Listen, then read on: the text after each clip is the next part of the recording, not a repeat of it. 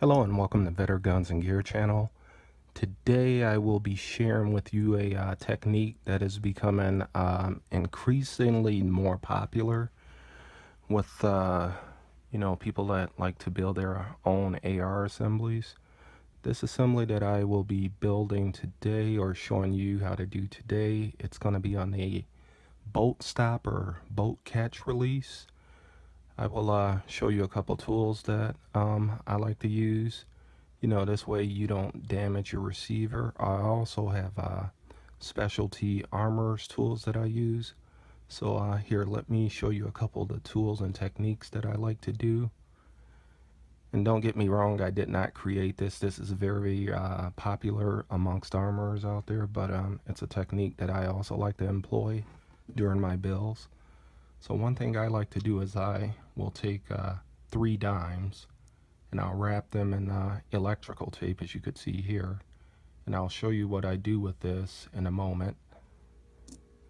The other thing I do is I know a lot of people out there, they go out and they buy there's like a $80 pair of Nipix pliers that you could buy and use, but I personally took the more economical route, and I use these DeWalt pliers here.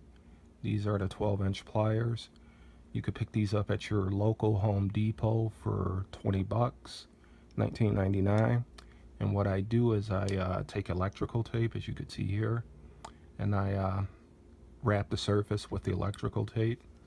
And all I did here, what you see here, are this is just like an old credit card or something. You take it, you bend it, put a 90-degree bend on it, so you completely cover the edge of the pliers here, which will make contact with your receiver, as you'll see in a few minutes.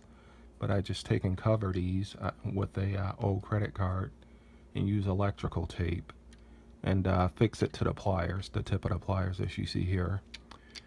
Alright, without any further ado, I am going to show you guys how to install this bolt stop release with a pair of pliers. Okay, we are now going to proceed forward with installing the bolt catch release with a pair of pliers. So I'm going to try and keep this in frame as much as possible, or on camera should I say. There may be times where I get out of frame, so it's not on purpose, but just bear with me. I'll try and capture as much of this in camera as possible. And as you can see, what I am using is a Anderson manufacturing lower parts kit. It comes with all the baggies that are color coded, and in this baggie is my bolt catch release. So I'm going to dump the parts out. When you guys are doing this, make sure you're working on a nice flat level surface. This here is your buffer tube assembly, detent plunger, and spring. I won't be doing this currently. I'll be doing it later in the video. I'm actually gonna do this in segments, and then once I complete the build, I'm gonna combine all the segments and roll them into one video. But I'll just be putting this back in a bag here, getting this out of the way, moving it off to the side because I won't be using it. Next thing I like to do is take some penetrating oil. I personally like CLP by Break Free. Just gonna take this, take my pen here for the bolt catch, put a drop of oil on it.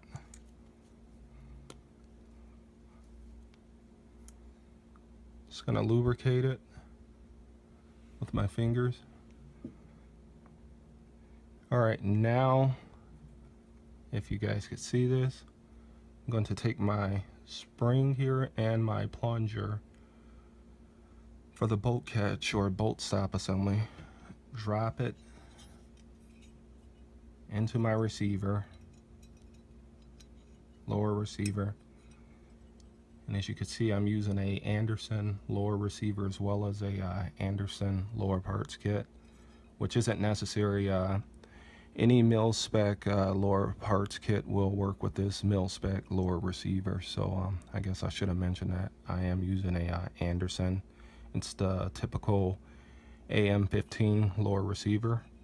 Alright, so we have our spring and our plunger install.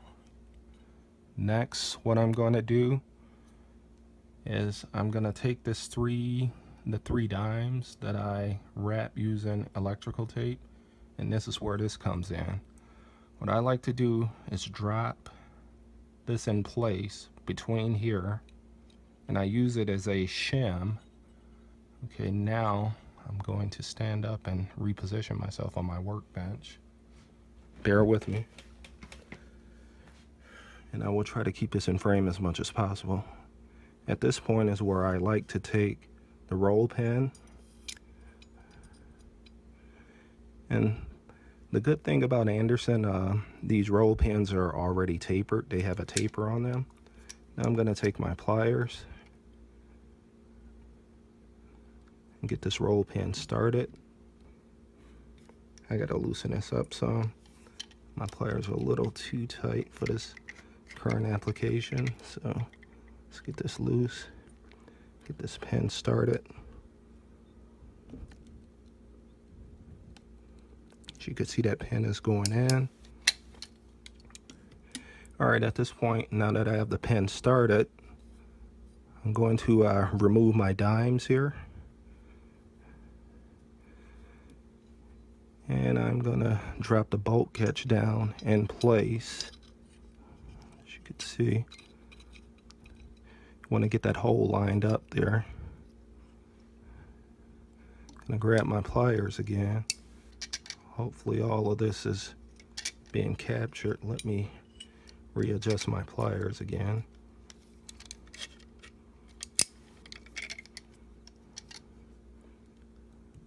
Just gonna test fit it here. Okay, I'm gonna press down with my hand. Alright, I'm just going to squeeze this again.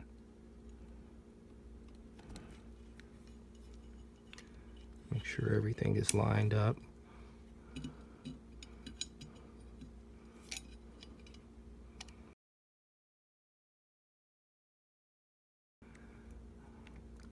Forgive the rocking in the video, bumping my tripod, but just going to take and continue squeezing. As you can see, it's going in. Couple more squeezes and we will be all set.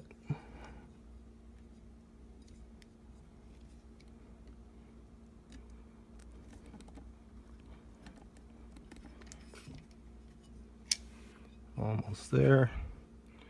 Making great progress.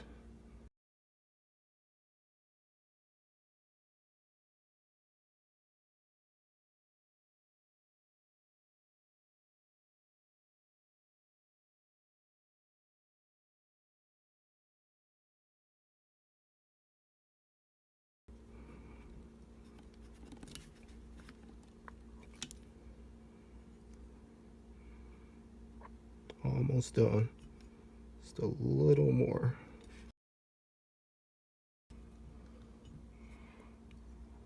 It's just the plastic there.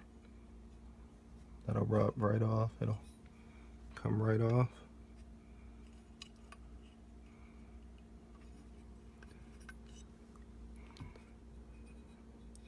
At this point, I have I actually, like I say, have the proper tools to do this.